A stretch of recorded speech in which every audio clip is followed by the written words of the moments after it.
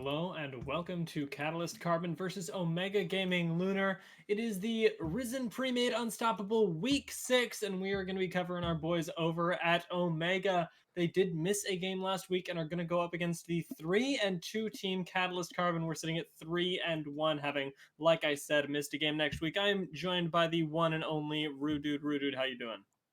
Doing well, very well, thank you, Diachpa, this evening. Looking forward to a good best of three series here, hopefully. Yeah, we've already popped into the picks and bans. We're gonna have Catalyst Carbon on the blue side. Omega Gaming Lunar is gonna be on the red side, and they've already gotten rid of that Bard that we saw 2 weeks ago be so important for Lunar. It was really the Bard and the Gangplank, the pressure in that side lane, and honestly, having their support be able to roam around be such a huge part of the game that enabled them to really bring out a lot of the mid game sort of advantages that they found themselves by just moving around the map better than their opponents. So with one of those tools taken away, we'll see if they're able to do the same thing. Yeah, and already we see a Karma lock-in in the for Lunar at least.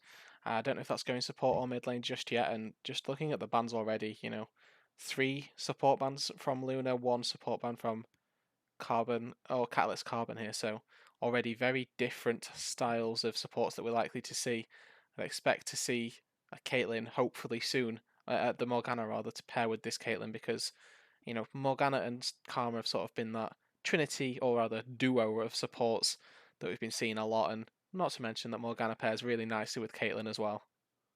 Yeah, Morgana is going to be kind of that classic matchup, but it looks like they might consider letting it fall through, hovering that Oriana that is really really strong right now, Lucian and is has already Rakan, by been the way. played for Catalyst. Oh, Lucian is Rakan. That helps me so much. I was like, this is really weird for them to lock in all three lanes right now, but that does help a lot. Rakan also is going to be one of the most played for Catalyst Carbon, just in terms of their sort of engaged supports. They play mostly casters for Fizz 51, but with the Rakan, they will have engage options and does pair really nicely with their third locket of the Ori. Yeah, exactly. You can put the ball on that Rakan, send the Rakan into the team fight, and then from there on, you pretty much have a free engage, free shockwave as well, making it very, very straightforward how you want to press your buttons and press your engage tools. Yeah, and actually, speaking of the way that things go together, and like the inherent synergies that we have, Senna, Karma, and even Scion doesn't seem like that much to me. I think that right now I'd be looking for something like a Graves because Senna Karma isn't going to bring you that much damage in the late game. And I mean, while they do have relatively stable laning phases and certainly are going to be able to push and sustain through quite a bit, I'm looking for a little bit more consistent DPS to be brought in the second part of this draft. Well, I'd agree to an extent, but I think late game, Senna does pump out a ton of damage, and even if she doesn't pump out the damage, she's so safe that the damage that she can deal is so reliable. Just because as soon as you Mm. get later and later into the game, you get more and more souls, equating to more and more range. These things make Senna incredibly difficult to get on top of. Makes it really easy for her to deal the damage safely, so to speak. So, uh, six of one, half a dozen of the other. I agree to some extent, but also I think that, Senna can deal damage late game. Yeah, so it certainly does have that option. I'm just looking for a little bit, perhaps more to come in this draft, and it's being denied at least in the mid lane through that Yasuo, who would pair really well with the Karma, because especially you're looking for things that Karma will synergize well with late game. And I mean, as much as you're talking about, the safety of Senna isn't necessarily one of those picks. So I am looking for something a little bit more aggressive to come out, and I think the Yasuo ban was really smart. Gosha does play a lot of that champion, has performed quite well in it in the past, but Aurelia also not something that's out of his champion pool and still pairs really well with the Karma. That's a great lock-in. Yeah, and interesting, already we're seeing Luna actually lacking a lot of magical damage rather here, with Senna, with Aurelia locked in, and Sion in their solo lane, so wouldn't be surprised to see something like a Gragas, maybe even a Nidalee, something that can come out of the jungle, maybe even, a Lilia or something like that, come out of the And jungle just to provide a little bit of magical damage because, whilst I agree that Luna's comp looks good on paper, they are lacking that source of damage. they absolutely are. And right now, Echo has been played a lot for OGN. He's kind of been spamming it in the solo queue recently. So I wouldn't be too surprised if they do bring in something like that Gragas or like the Echo to round out this composition. Still won't be the sort of hyper carry that you would get from like a Victor or a Cassiopeia, but should round out their draft nicely. And I like to pick up the Urgot for Catalyst Carbon here in the top lane. I feel like that certainly could be a source of pressure drawing away from Lunar. Yeah, definitely. I think that got into any melee matchup really has a good time. In particular, Sion, wants to plant himself to channel the Q, which makes it really easy for Urgot to land a couple of his spells. Makes it easy for him to, land his ultimate, land his E potentially if he's able to be quick enough and is in range of the decimating strike. Then there's a way to interrupt it as well.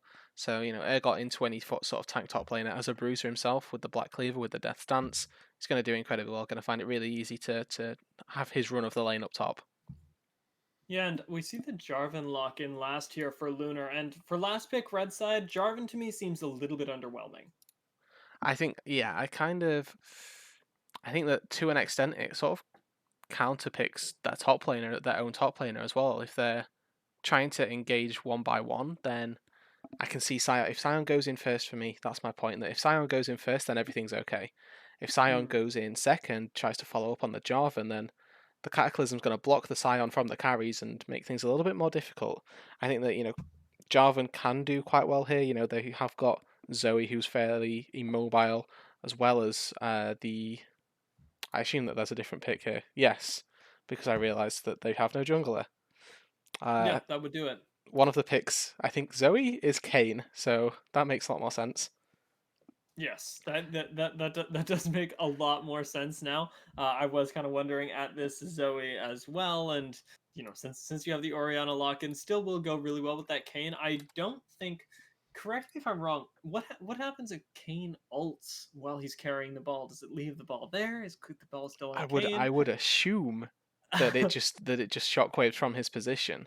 Um, I don't know though, because it might just return to Oriana as though it sort of passed into a nether realm or something like that. I have no idea. We'll have to keep an eye out, see if the interaction does happen, because it's Yeah. definitely a new one, definitely something that I've not seen previously. So something to keep an eye out for.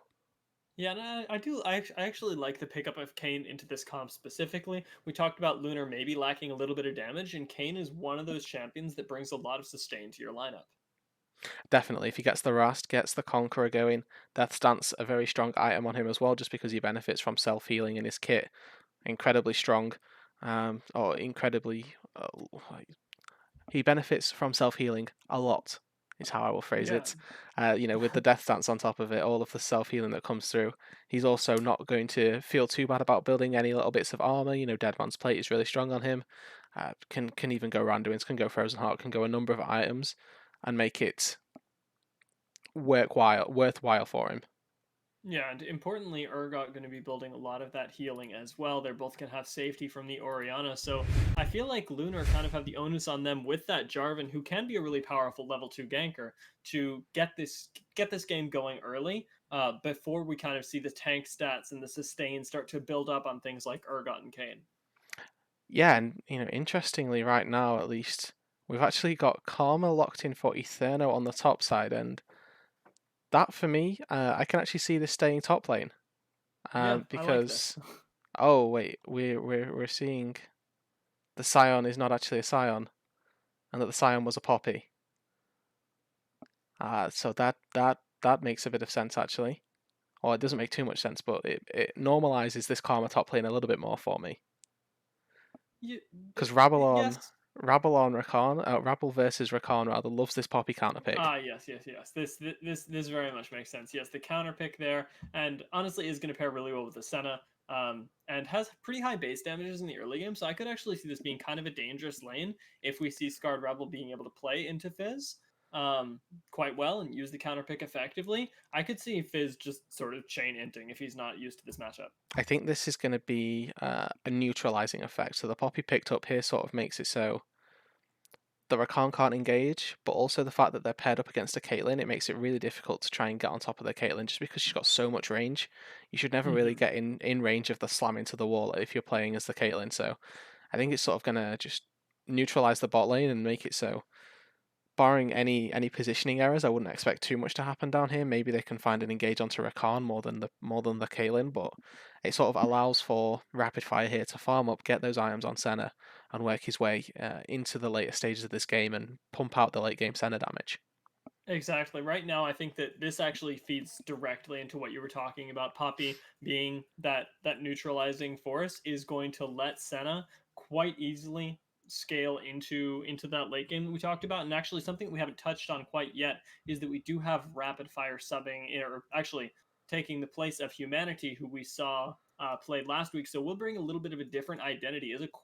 Is quite a strong player that we've seen play in focus before, and can bring a lot to a team, especially when he's given the space to do so. And with that Poppy pick, looks like they'll be giving him that. Yeah, exactly. The Poppy going to keep him safe, keep him a lot of distance, and like you say, when we saw uh, Rapid Fire playing in that Focus League, the Alpha squad, I believe, were really happy to play around Rapid Fire, really happy to keep him as a primary carry. And we'll have to see whether or not Lunar here go for a similar style because, they've previously been able to work around multiple lanes, multiple roles, and ADC was something that they sort of left a little bit by the wayside. Rabble typically strong on the roams to help out his other laners. We'll have to see if they can adopt a different style if they're comfortable to try and take Rapid Fire into a position to be one of the sources of carry because we look across the team here. It's really him and Gosha that we have to look at to pump out the damage later on. Yeah, that is going to be something that we're looking at, especially because Rabble doesn't have necessarily as much ability to roam. If he is able to keep that lane going, and if OGN can start influencing the map instead in more of a solid way, if Thurno is going to be somebody who also will have a pretty neutralizing lane, so I'm expecting a lot of the action, like you mentioned, to be around that mid lane. It is, as we always say, very much up in the air though, because this is the first time that we've seen these two teams face off against each other. They have no match history together. So, really looking forward to seeing what we see Catalyst Carbon bringing us, as well as the new face of Omega Gaming Lunar as we load into this game. We're going to throw it into a quick break as we load into Spectator, and we will be right back to bring you this fresh, brand spanking new action.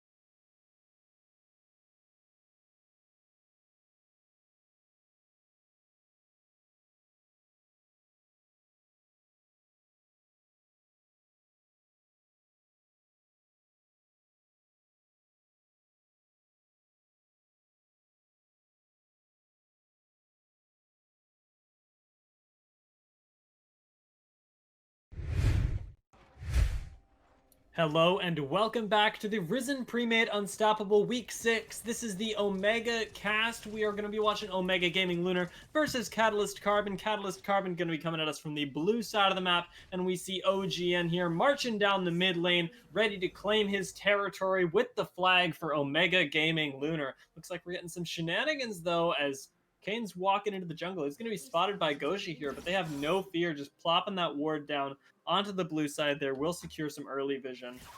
And, Oh, ooh, a little bit of an engage onto Scarred Rabble here. Will get the heroic charge into the wall, though. Rakan's a little bit stunned. He's going to have to burn the flash there. No summoners lost for Omega Gaming Lunar, and they're off to a strong start, at least for this bot lane. yeah, the charge into the wall actually burning the flash from Fizz there, and overall, positive trade for Luna there because they got the flash out. If I was talking just in terms of vision game, then it kind of goes in the favor of Catalyst Carbon just because you typically start on a buff as a jungler, and the OGL didn't manage to get a ward on any particular buff. I think that in this very niche scenario though that it might have worked out because they're against a Kayn. Kayn obviously can start Raptors, can start Wolves as well because of the insane AoE that he has just at that level 1. So unfortunately Luna, just from these wards, aren't going to know where the Kayn started. But Catalyst Carbon are going to have that information available to them, so expect the lanes to be able to be a little bit safer when respecting Jarvan. Yeah, and we actually talked about the neutrality potential of these lanes, especially in the bot side. You're not expecting them to go too aggressive, anyways. Although, of course, we'll have their minds on the push. And as much as we talked about how bot lane this might favor, the neutrality might favor the Senna scaling. In the top side, I feel like Karma letting Urgot scale up as well isn't necessarily going to be the best thing for Omega Gaming Lunar, and we'll put them on a little bit more of a timer. Yeah, so just because we got a bit confused by ProDraft, we didn't really get to talk too much about this top lane because we expected it to be a bit more Urgot favoured than we now know it is going to be. We've Mm. got, I think Karma in the early game pretty much runs every lane into the ground, especially versus an Urgot who wants to take a little bit to get his items at least. Doran's Blade Urgot isn't the strongest, especially versus a ranged top laner. Isn't going to be able to find too many auto attacks, so you'd like to see Eterno getting strong, getting far ahead, using his early Karma advantage to maybe put down a CS lead early on, maybe even force out a flash or something like that. But yes, I agree with you that the clock, at least on the top side, is on for Luna. And we already see Eterno trying to find some favorable trades there. Level 3 is hit by Mystic Robe and just wants to start a fight here. Scarred Rabble, nice take on the W there to his steadfast presence, denying any sort of engage down there. That's exactly what we want to see. Keeping rapid fire safe, and it means that just Belmont shows up and doesn't really manage to find anything for his time. Well, Jarvan's been able to find himself some nice items, and is already back on the map, just finding himself more and more farm, and hopefully being able to get a gank off soon as well. Looks like they might meet in the river.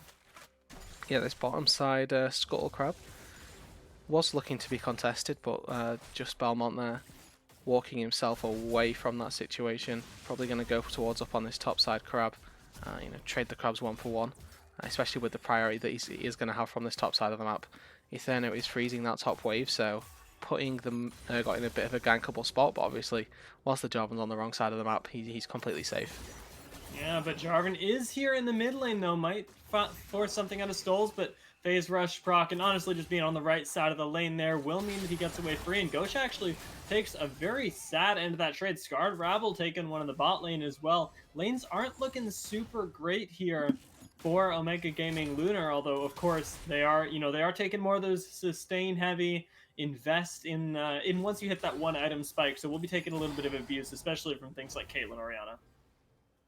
Yes, exactly. The Caitlyn and the Ori, they are going to want to be able to at least get an item. Obviously, early on in the mid lane matchup, you'd expect Oriana to be able to poke out the Oriana a little bit, or the Irelia rather, a little bit, just because the Irelia has to use so many cooldowns to get just in range of the Ori, let alone get to do the damage without those cooldowns available. You see the HP advantage is favouring the Ori, but Gosha is getting himself a nice CS lead, so once a recall comes through, I expect this mid lane to turn on its head and Luna to have a really strong advantage there.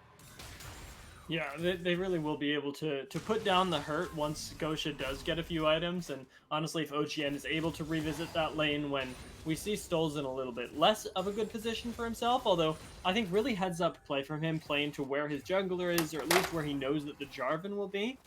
And I think the lack of action in this early game has more been heads up play from both teams than it really has been the junglers aren't trying to make stuff happen, because we see them showing up in these lanes, but just not much going on just yet. Looks like Fizz, though, looking for a small trade, will end up backing off there. Scarred Rabble not interested in keeping him around.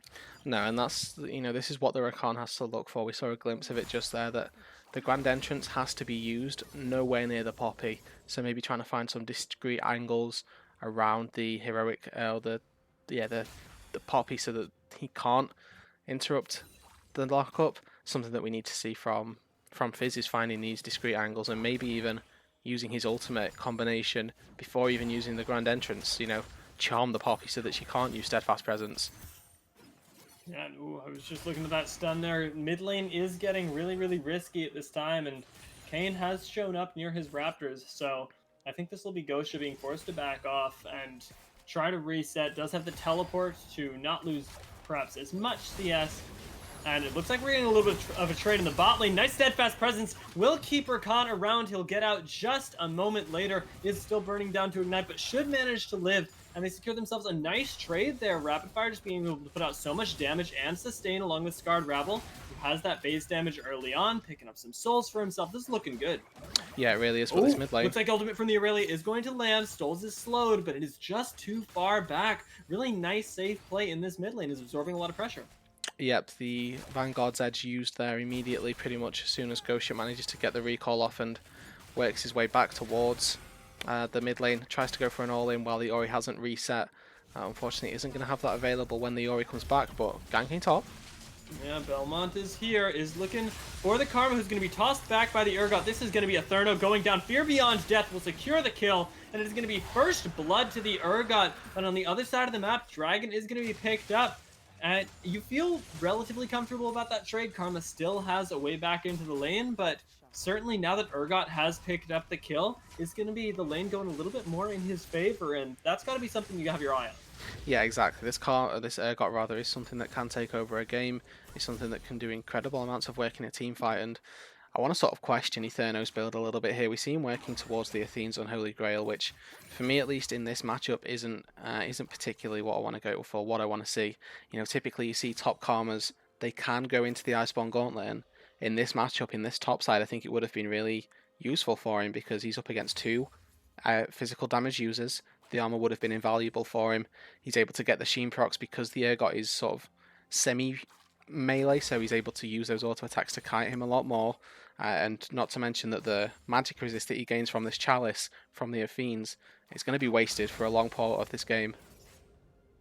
Yeah, but I mean, at the same time, as much as I feel like that's absolutely maybe a questionable choice in terms of the lane that it'll provide to him, I feel like having sort of the team fight utility is what he's going for here. As much as it may be something we look at and say, oh, that's a little bit suboptimal, we'll at least have something he's contributing to his team if they want to group up early. So I think that tells me more about how Omega Gaming Lunar really want to be playing this game right now. If Therno's not making smart choices for lane, I think because he's not planning for that lane.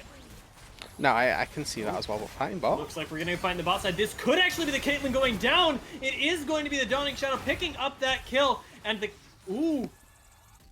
hammer from the Poppy does knock up the Rakan, who manages to get away. Is looking a little bit worse for wear, though, certainly without his Caitlyn. Is going to have to play quite safe, and nice capitalization there. Rapid Fire starting it off with a nice root, and Scarred Rabble certainly able to capitalize on that, picking up the stun and locking that Caitlyn down. Definitely, we've got Rabble, Rapid Fire, this new bot lane, or new AD carry, working out well, getting themselves a solo kill on the bot side, getting a kill onto the Caitlyn early on. You pick the Caitlyn for the early pressure, and you pick Senna for the scaling. This isn't what you want, but Urian is on his way back to the lane here, and this could be a 3v2. Yeah, they could be looking to make something happen. OGN pops up into the top side, but doesn't have a lot to say to the quite tanky Urgot, who's already, even without an item, sitting there quite pretty. And Scarred Rabble really charging forward. He's going to find the kill onto Fizz. on his own there, manages to get an assist with the Senna healing, but now looks like Stoles could be going down in the middle. A flash from Gosha will secure the kill. It is now going to be him who is in a questionable position, has no abilities left, and will be taken down by the Kayn, but a solo kill in the mid lane is going to be exactly what we expect from something like an Aurelia lane, is going to be that aggressive force here. And this bodes well for the sort of team play that they want to have with something like the Senna, like the Karma, to boost up this Aurelia and make the game about her. Yeah, the Aurelia is going to now need to turn into the carry because, you know, if we look down on the bot side, yes, there's 2 kills been picked up, but both of them have been in Rabble's favour. You know, we're sitting on support center at the minute for rapid fire. You know, also, if you just look at the item discrepancies at that point during the mid lane, we were effectively looking at an amplifying tome versus the components that Gosha had at the time. So, you know, the mid lane matchup, and that stems back from the CS lead that he hadn't been able to accrue early in the lane. You know, these things all working up, all meaning that he gets that solo kill in the 1 versus 2 and is now in a bit of a better spot to maybe try and repeat that in a second. Yeah, it doesn't have the Blade of the Rune King just yet, but I mean, once he hits that item spike, will be even more powerful. And I think you're right. I think we can look to see him start to pick up even more of these with the position that he's in. He's clearly dealing enough damage, and tier plus Lost Chapter isn't really allowing any defensive stats to the Orianna, so isn't going to be in any safer of a position than when she just died a second ago. Granted, Gosha doesn't have flash, but neither does Stoles for at least the next 2 minutes. No, exactly, and the shockwave just now coming off of cooldown is going to give him a little bit of safety, provide him just a small amount of disengage should he get jumped on. But at the same time, you're facing Bill's Water Cutlass, you're facing Aurelia Jarvan, who's got back with the ulti. Yeah, there's Jarvan. Again, no flash on Stoles. We mentioned it before. Dawning Shadow will come in to secure the assist, but it is Gosha who picks up the kill. And this Aurelia is now sitting at 2-1, feeling nice and comfortable in this mid lane. And that is that's a scary prospect if you're sitting there as an Orianna, needing to lane into this even more, as now Gosha is going to be even more powerful and will have the ultimate up, will have the ability to jump on you like the Aurelia always does. Yeah, and you know, that gank is just super easy for OGN there. He knows the Orianna has no flash because he burned it with his previous Cataclysm. He just runs back mid, knows that with the Orianna he has the damage, knows that also the Dawning Shadow is going to come through as well. All of these things in combination make it incredibly easy to shut down an Ori who, as you mentioned, doesn't have any defensive stats at the moment.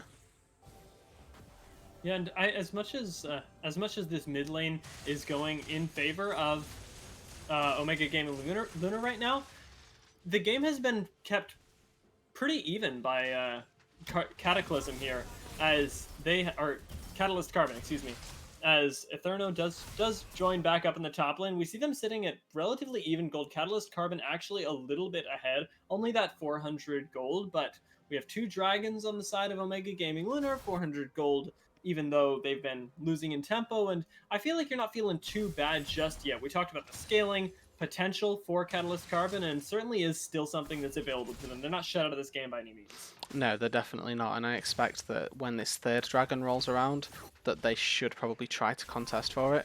Something that I want to try and if you can maybe find out how many stacks this Kayn has got, or just how close he is to a form. I don't know if the spectate option has the possibility for that, but you know, Kayn needs to get his form before he starts taking these fights, and he's 101 at the minute, but I'm not sure how much he's been doing around the map as well.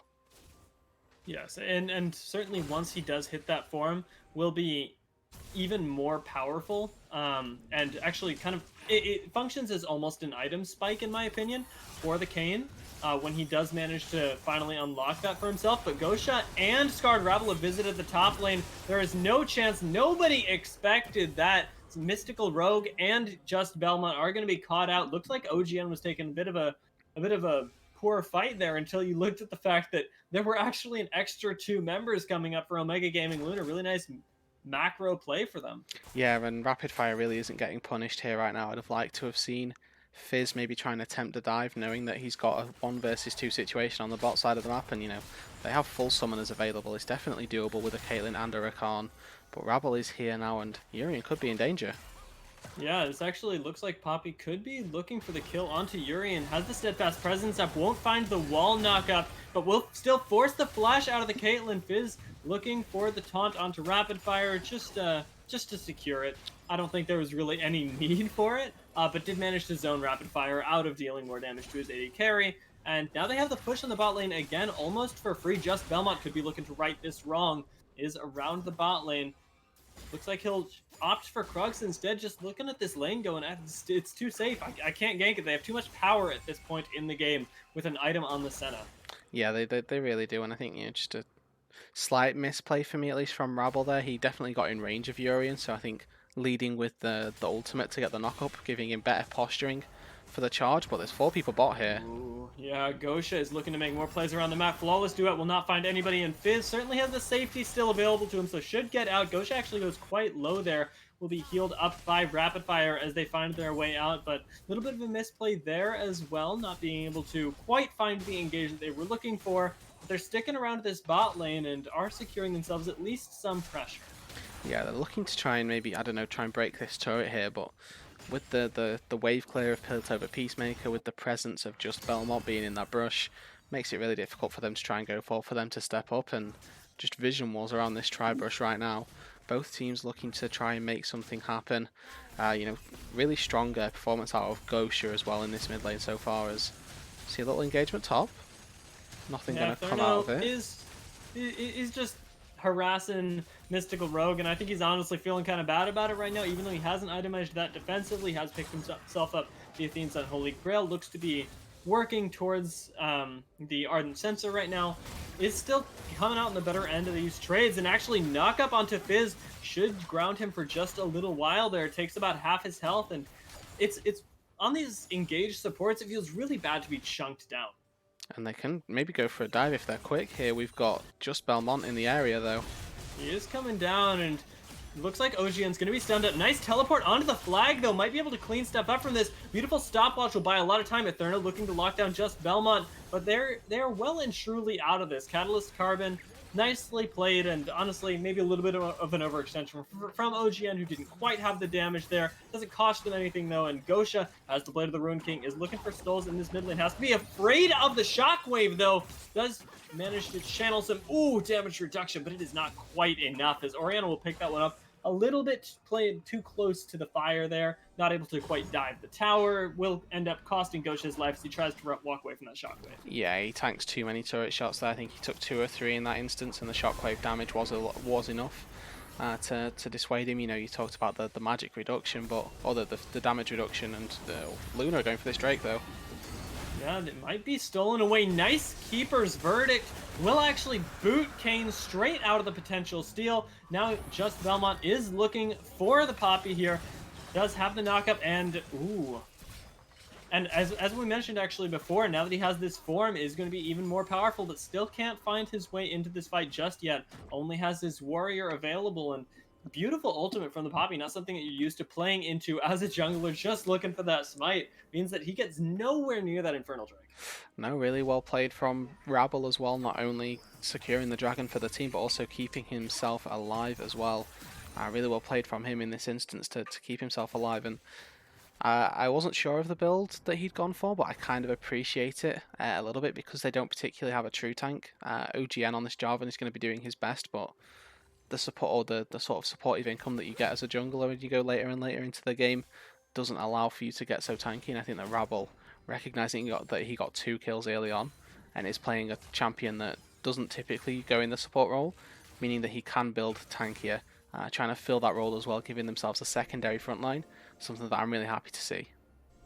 Yeah, it's a really heads-up sort of team compositional choice from Scarred Rebel, but who may have overextended He's a little alone. bit. Is just up there on a warding mission without his team. Has the potential to be taken down. Used his flash earlier to get out of the dragon fight, and this should just be him going down. Nice shield from Etherna. Will buy time, though, that Athene's putting in work. Scarred Rebel actually may get out of this. We see the Senna has come in. The heal is used to save his life, and that's... Poppy has no reason to have lived there, but that tank build, plus the incredible amount of heals from this team, means that Poppy manages to live there, and that scares me, not just because Poppy can live, but because of what that means when an Aurelia is going. Yeah, and I think that means to me, I'm looking at that fight, and then I go, okay, Caitlyn, I'm picking up an Executioner's Calling, because they've got, they need to get some healing reduction so that doesn't happen consistently. Senna has, Q's on sort of 6-7 cooldown, which can affect the entire team. You're going to have a Fiend's heals coming through, consistently during the team fights as well. All of these things are gonna catch up and mean that they need the executioners. And something that I have noticed really is sort of a lack of impressiveness from Eternal on this top side, just in terms of his choices of mantring. A couple of times that we've seen him on the screen here, he's mantra W'd a little bit because, oh, well, he's mantra W'd, which isn't the situation that I want him to be Wing in. It gives you the healing, but he's been doing it at full HP. So I've been a little bit disappointed, a little bit put aback, and I think that if he continues to make these small missteps for me, that this could cost the team fights. It certainly could. Not being able to necessarily use your mantras properly is going to be something that you have to be a little bit worried about when you are playing with that Karma, whose especially mantra E's are going to be so massive in these team fights. If you are just sort of using it willy nilly, especially in lane, it could lead to a problem later on. Right now, I think Omega Gaming Lunar are finding themselves in a decent position with 3 dragons already, and if they can find themselves that soul won't have as much impact whether Karma is shielding you with her mantra or not if you're just deleting the enemy team, but it's something that we should certainly keep an eye on when we start getting into these team skirmishes. Yeah, exactly. And I'm happy that you bring up the soul there because we're 1 minute 20 away from it, and it is soul point that Luna are sitting on at the minute. So if they do manage to secure themselves, this dragon in particular does give them the Infernal Soul, and with 4 or 2 damage carries, you're looking to your tanks to be able to provide frontline, and if your tanks can provide frontline and a lot of damage as well, which the Infernal Soul will give them, then that's just an extra avenue of damage for your team. And obviously I don't need to talk about how strong Infernal Drake is. We all know the Infernal Soul is incredibly strong, can win you team fights. But yeah, it's something that I'm happy to see Catalyst Carbon aren't looking to give this up immediately. They've got 3 people in the enemy blue jungle now, just setting up vision. They're getting themselves ready and setting up for the Drake before it spawns. Yeah, and it certainly feels like they shouldn't be giving up anything because as much as, Scarred Rabble does get engaged now, but use the Steadfast Presence really well. Mystical Rogue is trying to DPS down the front line. We see the Battle Dance used, it knocks, it charms 3, but Rapid Fire is just sitting here shielding and healing the whole time. Fear Beyond Death will secure the fear, and Gosha cannot do quite enough damage, can't get on top of any priority targets, will just be taken down here. Ewin completely untouched in this backline, and Mystical Rogue not taken down either means that they convincingly win this fight. This is what I was talking about beforehand. I feel like as much as Omega Gaming Lunar feel like they have the tempo in this game, the gold is relatively even slightly favoring Catalyst Carbon, and that's that fight, I think, demonstrated that perfectly. They found some item timings that really take that. Yeah, and they don't even have completed items, and as I talked about the Executioner's Calling, I'm really happy to see that Ewin actually stopped himself from finishing the Stormrazor and picked that up immediately, recognizing that yes, the Stormrazor spike would be nice, but that the Executioner's Calling is going to be incredibly pivotal and so needed in these team fights. And you saw it right there, Rapid Fire was landing Q after Q across his team, but wasn't enough to keep them topped up. He wasn't able to pump out the damage. 2 items on Senna is a nice spike, but it's not 4 or 5 items. Currently sitting, he's doing some damage, but not enough to carry these team fights. And if Ghosh is getting beat around in these, sort of 3-4 melee style champions that Catalyst have got, he's not able to get that priority damage targets dealt. No, he's really not, and I think that enabling Gosha with things like flanks is going to be how we win these team fights when we see setups. When Catalyst Carbon are ready to take fights, just like around that Drake right there, you saw them. They were ready. They were in position. They wanted to fight. This wasn't a surprise engage. This wasn't 4 people roaming up to the top side and taking a 2v4. Both teams opted into this, and the win conditions for the fight just weren't executed on by the side of Omega Gaming Lunar in a time when they really need to. Yeah, and that team fight in particular, Stoles hit a huge 3-man shockwave, which was, really did turn the tide of the fight a little bit. Dawning Shadow did come out over the top of it, so they got a little bit of a shield after the damage had come through, but Stoles coming up huge in that team fight for them, and Rabble was the one who actually engaged it, making it, sort of Luna trying to pull the trigger, which, they ultimately didn't really want in that situation. He used that heroic charge, didn't find a stun, didn't find anything too impactful, and sort of caught himself out, sort of forced his team into the engage. So Yeah, and honestly, Fizz, even though he was denied briefly by Scarred Rabble, was also able to find a really nice charm onto three members as he was just walking around the team fight in the choke there. And so setting that one up really nicely for his team as well in terms of the shockwave from the Oriana. And honestly, if he can continue to do this into something like the Poppy, who is meant as a counter pick, is going to mean that even though we do have an extra tank, there's not as much supportive value being put out. no, exactly, and that's just something that you're going to get with the Poppy. I think that the counter pick has served its purpose, at least in the Mm. lane. Oh, Rogue. Just going to be tapped a little bit. He's going to find himself to get away. But we'll have to see if the counter pick can continue to be used, because if Fizz is not able to find engages consistently, then he's going to be in a difficult position, and it's going to make the Catalyst Carbon engage obviously a little bit weaker, a little bit harder to execute. But if he's able to just use this Rakan as sort of disengage as peel, so to speak, versus this Irelia, versus this Jarvan, then he's going to be doing fine as is. Doesn't need to be the engage force when OGL just want to go in all they can. Yeah, and that's kind of the awkward part of this is that as much as we do talk about needing the engage from Fizz, OGL need to be going in just as much. You have, like we talked about, an Aurelia is quite a significant source of damage. Rapid Fire is going to be very consistent, but not going to be that ultimate team fight carry. And a Therno certainly not going to be doing much damage from a distance. So you really need to be finding ways into the enemy's face here if you are OGL and finding those creative flank angles. We are going to have the opportunity to do that in a minute and 14 seconds when that dragon comes out, because it looks like neither of these teams are really looking at Baron right now. Nobody feels like that's a realistic objective. No, I agree with that tenfold, that, Gosha maybe is the damage source that OGL can use, and Urgot and Caitlyn actually do the Baron quite quickly, but neither team is feeling confident enough to go for that just yet. And we're sort of seeing now here that the comp from Lunar is sort of lacking. Oh, but Rogue on the top side.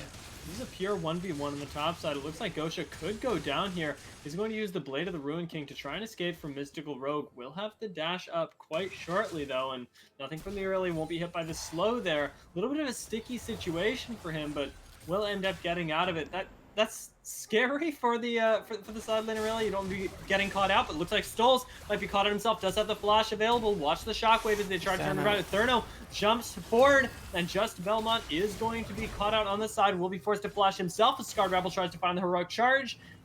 No deaths end up happening in that, but Mystical Rogue has gotten a push in the top side based off his own 1v1, and a lot of flashes burned just to keep themselves alive on the side of Catalyst Carbon. Yeah, and the important thing here is that Belmont is chunked out with this dragon spawning now, and Oh yeah, it looks like Steadfast Presence is available. Fizz is surviving for quite a long time, though. Will manage to live until the ultimate from Rapid Fire, which will secure him. Skull's going quite low as well. Scarred Rabble is trying to do his best, but the Kayn is healing too much. Gosha looking for revenge in that top side will find Mystical Rogue as he dashes onto him with the Blade Surge. They find themselves a kill on the top side and are now looking potentially for the dragon here. Two teleports will just mean that Gosha goes down instantly. Bit of an ambitious one right there as Etherno trying to poke out what he can. Rapid Fire is here to back him up, but just Belmont, so much sustain at this point, will end up picking up the dragon. Rapid Fire grabs himself the Caitlyn and is now trying to outplay Stoles. Will manage to kite out quite a bit of this damage, but has to be careful here. Looks like we'll just be watching two members walk away from each other on both sides. Second Infernal Drake goes over to the side of Catalyst Carbon. yeah, overall a 3 for 3 on the map. Right there, Fizz did fall at the beginning stages of that team fight, but importantly is Catalyst Carbon once again denying the Infernal Soul to Lunar. These team fights teetering on a knife's edge right there. We saw a 4v3 actually engaged, with Catalyst Carbon having the numbers advantage, not being able to come out as ahead of that one as they'd like. Rapid Fire keeping himself safe, keeping himself almost out of harm's way.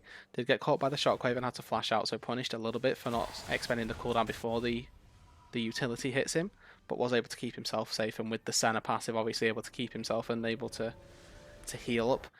Pumped out a lot of damage as the team fight went on, and Ewin and Stoles rather on the back of this team fight. Catalyst Carbon, they've been playing it incredibly well with the front to back.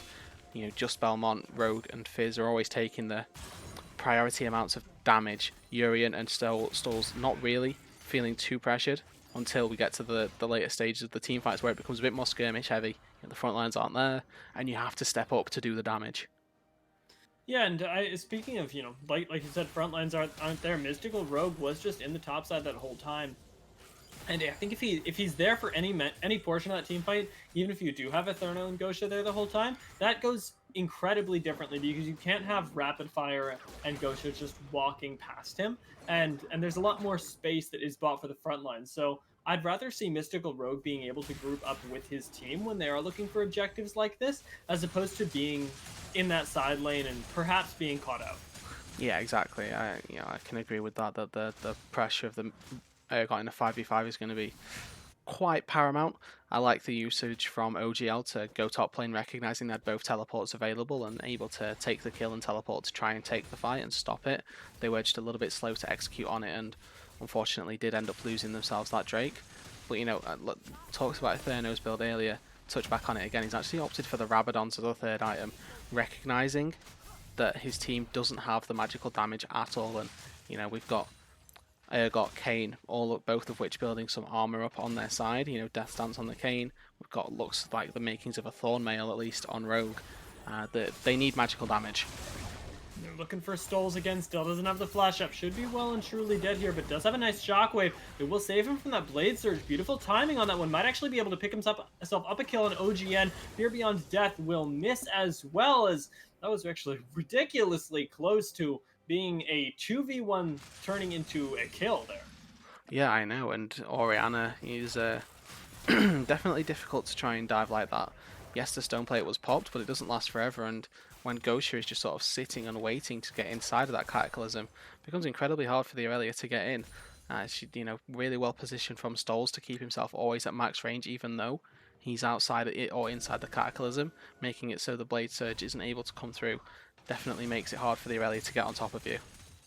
Yeah, and we've seen Stoles actually at almost all points in this game playing really well, playing really safely, waiting for his moment, and being able to buy the maximum amount of time even when his life is in danger. And I think that's something that maybe wasn't expected from Omega Gaming Lunar when they do pick something like this Aurelia who wants to fight. And I really appreciate it from Stoles. It's not often that we see somebody who's able to sort of sit back and control themselves like that.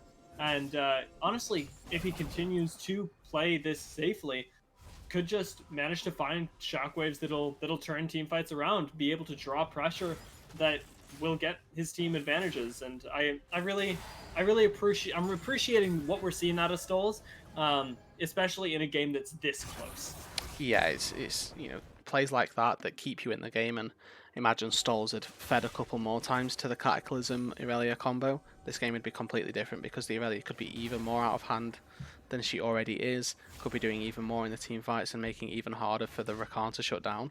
The patience, the virtue from Stoles has kept Catalyst Carbon within touching distance, and I'd say ahead at this point. Yeah, and actually, now that we're sitting here, there's 20 seconds till Drake. Scarred Rabble is trying to clear out a bit of vision.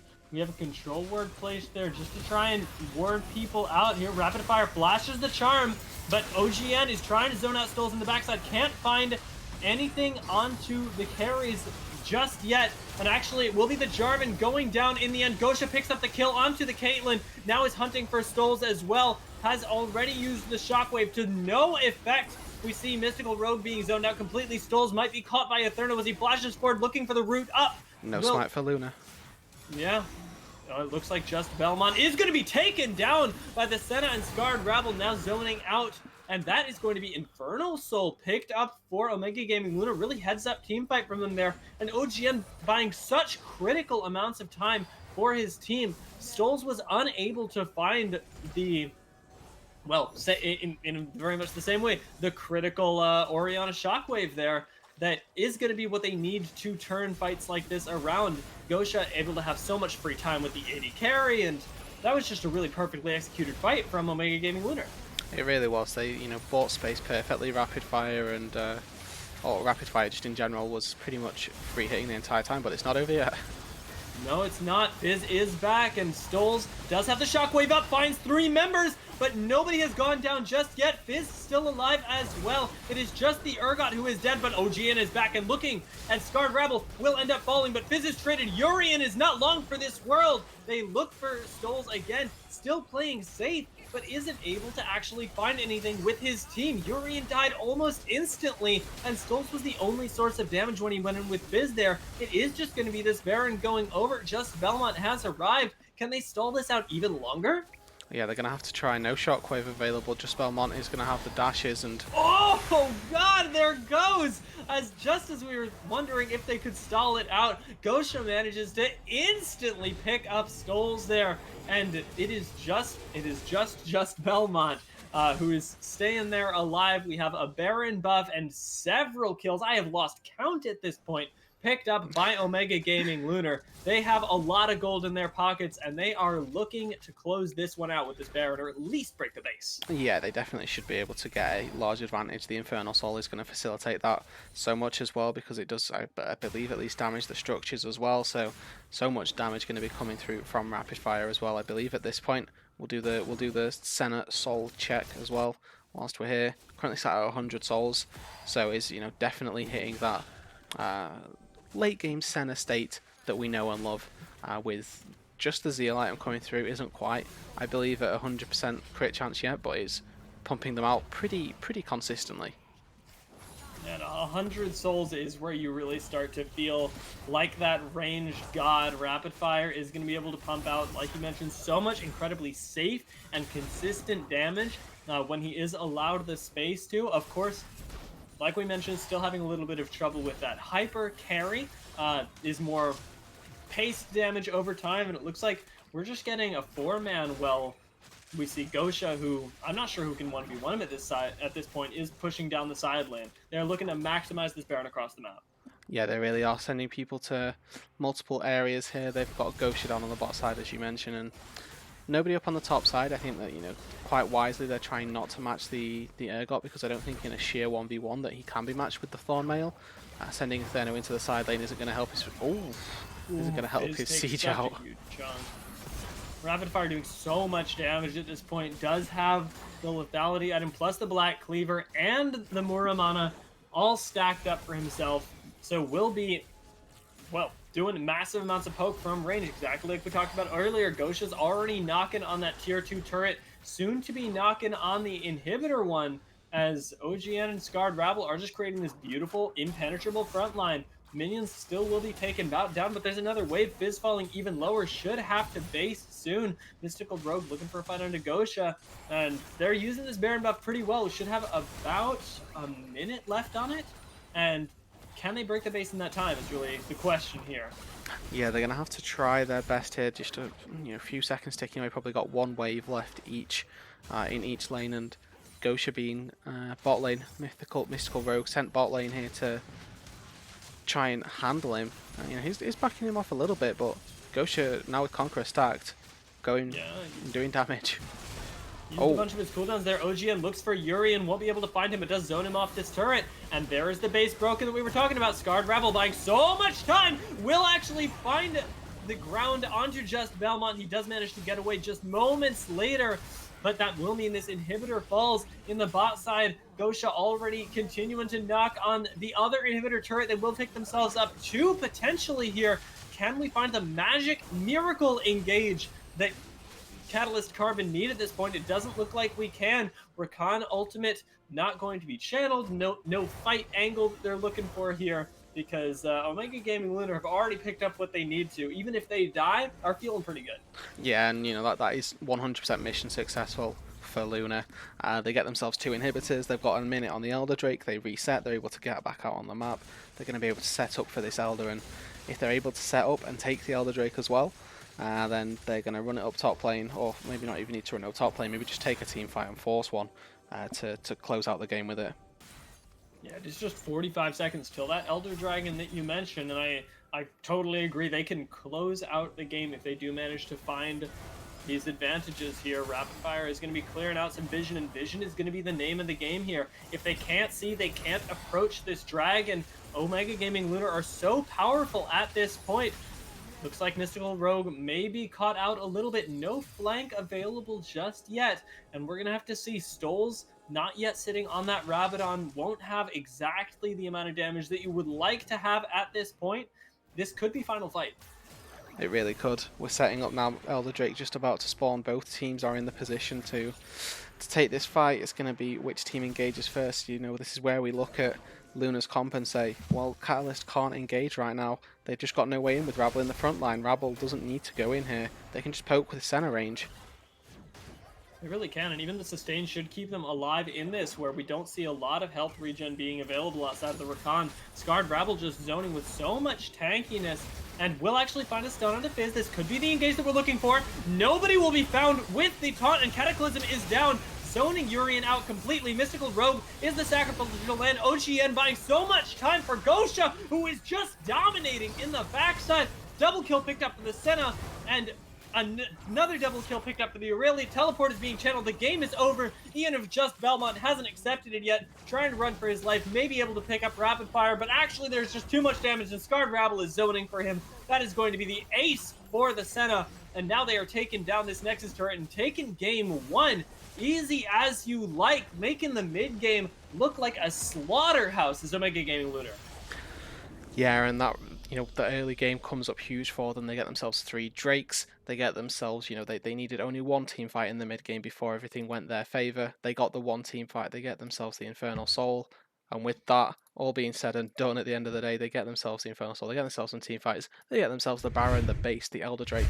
Everything after that, it's just wonderful macro gameplay from early through the mid game through to late. And you know, we talked about Rapid Fire as an AD carry, stellar performance on the Senna, and we talked about how Senna scales well into the late game. And 7-0-11, you can't really ask much more from your fresh AD carry. Yeah, I want to take a moment and acknowledge you, Redude, because you said at the beginning, when I brought up, hey, Senna lacks a lot of damage, you're like, you know what? No, Senna is safe. Senna has a lot of that early, that sort of late game ranged poke that she can put out really safely, and it shows up in the damage charts. Senna was such a key part of this team. Rapid Fire being so safe, we saw him dodging out on so many of these Rakan engages and just being able to provide that sustain to his team. Gosha absolutely enabled to pop off in the backline, and honestly, OGN buying so much time. It felt like everything really came together for Omega Gaming Lunar, even if we did see them fumbling in the early mid game a little bit, giving up those 2 dragons. They really, really brought it back in the late game once they figured out exactly what they needed to do to execute on these team fights. Yeah, exactly. And you know, I talked about the fact that OGN wasn't going to be that full tank Jarvan, and you know, as we got later and later into the game, obviously he's just going to get gold ambiently, and he was able to reach that stage with the gargoyles, with the Abyssal himself. He was able to tank up so much time in the backline and cause so much chaos for this Caitlyn, for this Ori, that they were just never able to cut through it.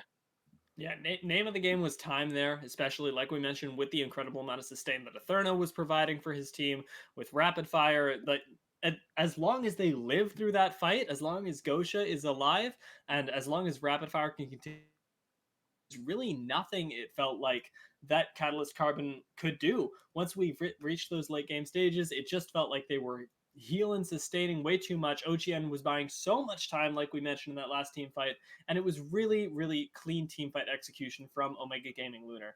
We are going to have to see if they can continue this, though, because this is a best of 3 for today.